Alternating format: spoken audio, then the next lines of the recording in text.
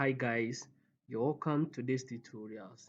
In this tutorials, we'll be looking at how to perform normalize difference water index using a satellite image. And the satellite image we'll be using for this tutorial is Sentinel-2. Sentinel is actually a free product. You can get Sentinel image using the RAS Copernicus, the Copernicus website. You just have to create an account with them, and then they will give you an access to download the available image or an image of the image of an area you want or your study area. Alright, after downloading the image, the software you'll be using for this tutorial is Snap Desktop. Snap Desktop is actually developed for processing Sentinel products, and it is actually free too. You can get it free. You just have to download it. The installation is not hard. You download it and you install it. You can do it. It's just next. Alright, after getting the Snap Desktop and your image, this is the interface of Snap Desktop. You open the Snap Desktop. If you have not used it before, this is how it looks like. And then to add the data or to upload the data, the satellite image on Snap Desktop, it has two ways of doing that. You can drag the image and drop on this, and then the image will open, or you use this file method. Use file, open product, and it will allow you navigate to where you save the image, and then you click on it, then open. It will actually open on Snap Desktop. After that, the image comes with three different resolution, and which is we have 10 meter, 20 meter, and then 60 meter resolution. All right. To perform this normalized difference water index, first of all, you need to do something called resampling. Resampling means using one of the resolution as a reference and convert all bands to with respect to that band or that resolution. Sorry. All right. For instance, if you want to perform the resampling, you come to geometry, then you come to resampling. When you click on resampling, pop-up will come. Then you open resampling parameters. Here is the reference band. If you want all the bands to convert to 10-meter resolution, you just have to click on the drop down, select the band you want as a reference to convert the others, or yes. So this one, band 1 is actually band 2 is 10-meter resolution. So if you want all the bands to be converted to 10-meter resolution, you click band 2, and then you leave this one by this one. You take this one pixel. Yeah, you no. This will be the reference band. Then you leave it nearest neighbor, then you run it. It actually takes time, but it will run and then convert all other bands to the reference band. That is the band 2, the resolution of the band 2. All right. Which I have done that. I have done that. So if you want to perform the resampling, this is how you do it using the Snap Desktop. All right. The second step is to create to create subset. The image is actually large, big. It's very big. It covers a large area. So the subset is to take your study area, the small portion of the image you want to analyze. That is, if you want to do that one, you come to this is the image. Open the image. You come to window, come to open RGB image. You click on it. Pop-up will come. RGB means red, green, blue. And in Sentinel-2, the red band is the band 4, green band is band 3, and then blue band is the band 2. You leave it in that manner. This opens the image with natural colors. That is, you see the image uh, how it is on ground. That is, look at the profile here. It says what? Natural colors. So you leave it in this format, then you click OK. This is the image of the area.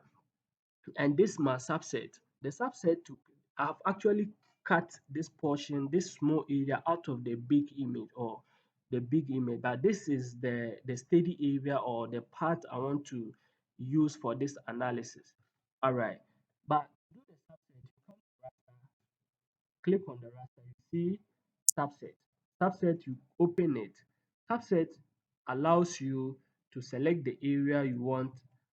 Let's assume this is the area I want to work on. So if this actually my steady area, I can set it this way and click OK. Or if you have the parameters, the parameters of your steady area, you can set it here and then you click OK. It will actually open. But I have created my subset, which is this image. Let's go straight to the point. Now we are now going to perform the normalized difference water index. Normalized difference water index, we come to raster, then we come to band mass. The band mass, the normalized difference water index, we normally put it like NDWI. NDWI, then you come to this expression. The indices between sea land separation is that looking at the electromagnetic spectrum, water, the visible region of the electromagnetic spectrum reflects water. But if you move to the near infrared region, that is above 0.7 micrometer, you see that there will not be reflection of water. That place remains dark, looking at the spectral reflectance curve of water. You see that in near infrared doesn't reflect water, but the visible portion reflects. That is the blue, green, and the red portion of the electromagnetic spectrum. So this normalized difference water index, the indices drive that where there's reflection of water and where there's no reflection of water. If we take where there's reflection of water, that is, let's say the green band of the green portion of the visible light, and then minus the near infrared, that's where there's no reflection of water. All over the green portion plus near infrared, you automatically get the land portion out and then leaving only the water portion. So this is the indices behind the normalized difference water index. And to do that, we just have to come to the band tray.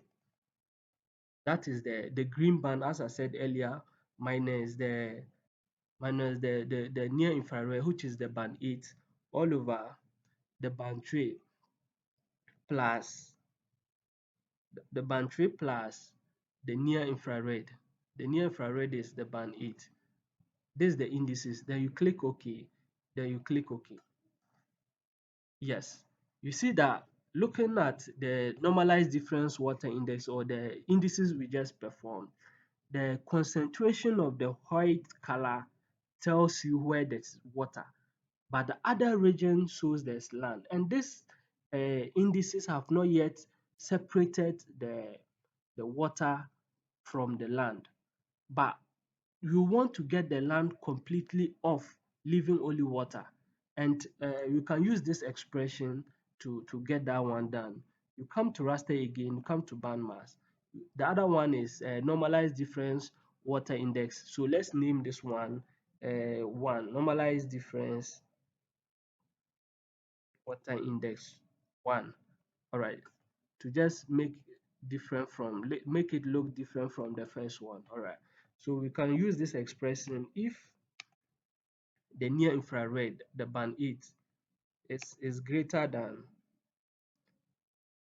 let's say if it is greater than 0.1, then the not a number is where there's no reflection. This not a number is where there's no reflection, or the the land portion pixels should go off or should be 0. All right, else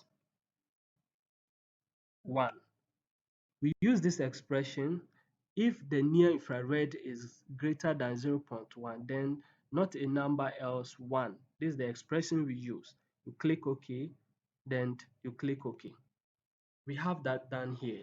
We have the land completely off from the water, and the normalized difference water index is also known as sea land separation. How to separate water from land on a satellite image using Snap Desktop. We just look at how to do that, and in doing that, it helps you. You can use this, or you can use it in disaster response management, or resources management, or you can also use this in mapping and charting, or environmental monitoring, or change detection. So if you have this image of an area in the series of years, let's say this is actually a dump in 2010, and with the interval of 2020, you can perform this and superimpose them and see the changes, whether there's increment of water or the water is decreasing. You can see that one using this. You can use this in satellite drive bathymetry, how to use satellite image to estimate the depth of water. Thank you for spending time in this video. Subscribe to my channel for more videos like this. Thank you.